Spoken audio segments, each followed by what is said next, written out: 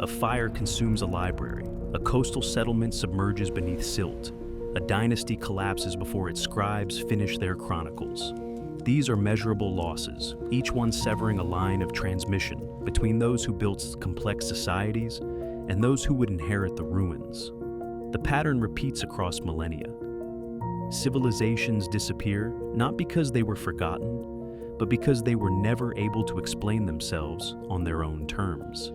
In this video, we're examining 5 civilizations that vanished before leaving behind a readable account of how they functioned, why they collapsed, or how they understood their own world. Between roughly 2000 BCE and 1200 CE, these cultures built monumental architecture, complex urban systems, and large-scale administrative frameworks. What they did not leave behind was a surviving explanation. Fragments remain, undeciphered scripts, abandoned cities, unfinished records. What remains are the questions archaeologists still cannot answer, because the civilization's own words did not survive. The Indus Valley civilization that left no deciphered record. The Indus Valley civilization built cities for nearly 1,000 years. Mohenjo-Daro and Harappa housed tens of thousands of people in planned urban grids with drainage systems, standardized brick dimensions, and evidence of trade networks stretching to Mesopotamia. Then, sometime around 1900 BCE, the cities were abandoned. No battles are evident, no mass graves, no written explanation survives that anyone can read. The script remains, carved into seals, stamped into clay, scratched onto pottery. More than 400 symbols, thousands of inscriptions. Not one has been deciphered. Scholars have identified repeated patterns, directional flow, possible numerals. They cannot extract meaning. The language behind the script is unknown. No bilingual text exists. No Rosetta Stone bridges the gap. Here's what that silence cost. When later South Asian societies developed writing systems, they had no direct linguistic predecessor from the Indus Valley to build on. The administrative techniques, trade protocols, and urban planning methods encoded in those seals vanished with the ability to read them. Mesopotamian cuneiform tablets from the same period describe trade with Meluha, likely the Indus region. The Indus side of that exchange left no readable record. Archaeologists reconstruct lifeways from material culture, weights, granaries, bead workshops. They cannot access governance structures, religious thought, or social organization in the civilization's own terms.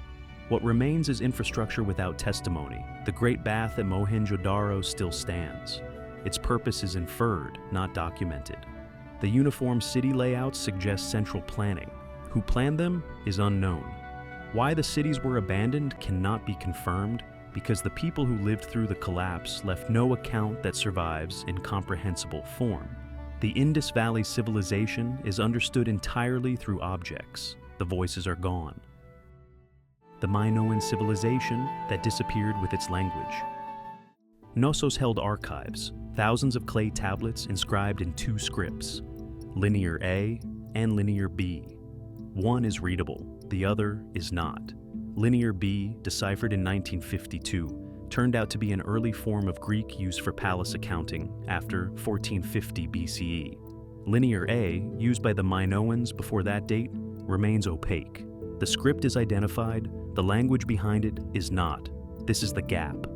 Linear A tablets record transactions, inventories, religious offerings. The structure is clear, the content is not.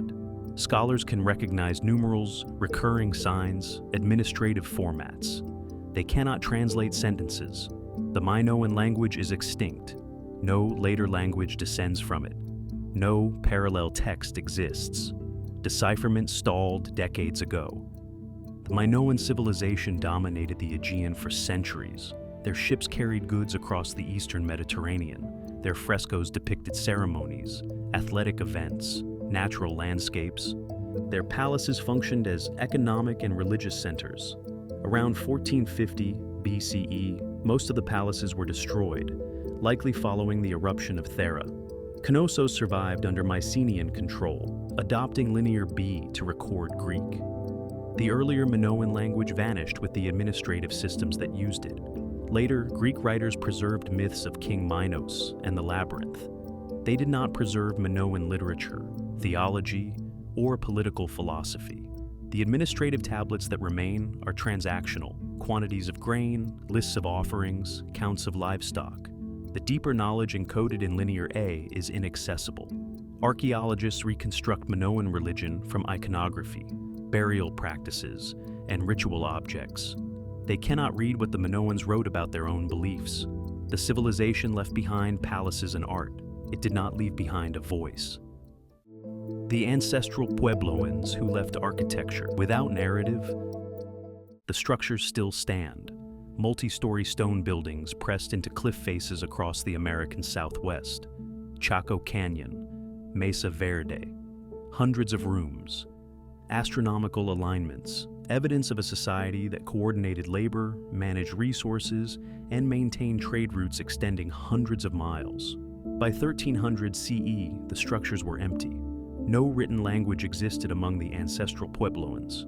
Oral traditions passed through generations, but those generations dispersed. Modern Puebloan peoples trace ancestry to the cliff dwellers, and oral histories preserve fragments. What they do not preserve is the full operational logic of Chacoan society: how leadership functioned, how labor was organized, why the great houses were built in specific configurations, what the cosmological framework was that justified the alignment of structures with solar and lunar cycles. Archaeologists can measure room sizes, pottery styles, the orientation of kivas. They can trace trade goods and map migration patterns. They cannot answer why the system developed the way it did, because the explanations were never written down. When the ancestral Puebloans left the Four Corners region in the late 1200s, likely due to prolonged drought and resource depletion, they carried their oral traditions with them. Those traditions changed over centuries. Details eroded. The specific political and religious institutions that governed places like Pueblo Bonito are inferred from architecture and artifacts, not from direct testimony. Later, Spanish colonizers encountered Puebloan peoples. They recorded their observations. They did not record the institutional memory of pre-contact Chacoan governance. What remains is stone, pottery, and bones. The voices that could explain the system in its own terms were never captured in a form that survived unchanged. The architecture endures. The blueprint does not. The Aksumite Empire that stopped explaining itself. Aksum minted coins, erected towering stelae, and controlled Red Sea trade routes for centuries. Inscriptions in Ge'ez, Greek, and South Arabian script documented royal achievements. The kingdom of Aksum was literate, powerful, and internationally connected. Then, between the 7th and 10th centuries CE, the record stopped. The capital was abandoned. The coinage ceased. No chronicle survives to explain the transition. The inscriptions that remain are royal propaganda. King Ezana's trilingual stele describes military campaigns and the adoption of Christianity in the 4th century CE. It does not describe administrative structure, economic policy, or the daily workings of the state. Later, Aksumite inscriptions become shorter, less detailed. By the 8th century, monumental inscriptions stop entirely. The kingdom did not collapse suddenly. It contracted, shifted inland, and eventually fragmented. What it did not do was document the process. This silence shaped Ethiopian historiography for centuries. When the Zagwe dynasty rose in the 12th century, they had no administrative records from Aksum to consult. The institutional memory of how Aksum governed, how it integrated diverse populations, how it managed trade monopolies, was lost. Medieval Ethiopian chronicles focus on religious history and royal genealogies. They do not preserve Aksumite bureaucratic knowledge. The engineering techniques used to erect the stelae were not recorded. Later, builders could not replicate them.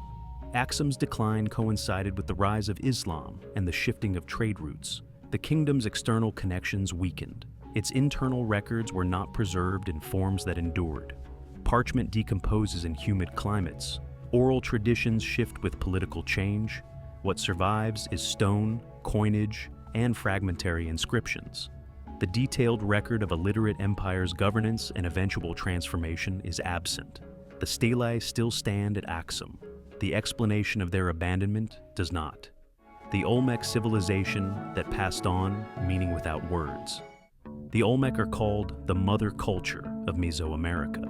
They carved colossal stone heads, established long-distance trade, and developed iconography that influenced later civilizations for 1,000 years. They had no known writing system that survived. Or they did, and it has not been recognized. The glyphs on Monument 3 at La Venta might be script, or they might be iconography. No one can confirm it. Later, Mesoamerican cultures inherited Olmec symbols: the feathered serpent, the were-jaguar, the emphasis on maize. These motifs appear in Zapotec, Maya, and Aztec art. What they meant to the Olmec is inferred. The theological framework, the political mythology, the narrative content that gave those symbols meaning was transmitted through material culture and oral tradition, not through writing. When the Olmec centers declined around 400 BCE, the symbols persisted. The stories did not. This is the cost. The Maya developed writing centuries later. They did not inherit a textual tradition from the Olmec. They created one from scratch. The iconographic language of Mesoamerica has Olmec roots, but its Olmec meanings are lost. Archaeologists see continuity in imagery. They cannot access continuity in interpretation. The colossal heads at La Venta depict individuals. Who they were, what authority they represented, and how they were remembered in Olmec society is unknown. 17 heads have been found. Not one is labeled. The Olmec heartland was abandoned gradually. No catastrophe erased them. No invasion is evident. The population dispersed. The ceremonial centers were left to the jungle. The knowledge encoded in their rituals and symbols fragmented as it passed to successor cultures. What survived was the influence. What did not survive was the text. The heads still watch over the Gulf Coast. The voices behind them are silent. The indescript remains carved in stone. Minoan tablets sit in museum cases. Puebloan walls stand empty under the desert sky. The Olmec heads stare outward. The stelae of Axum lean in the highland wind. Each civilization built systems too complex to reconstruct from ruins alone. Excavation revealed patterns. Theories formed. The explanations the civilizations themselves could have provided were never preserved. What remains are the structures. What vanished was the manual.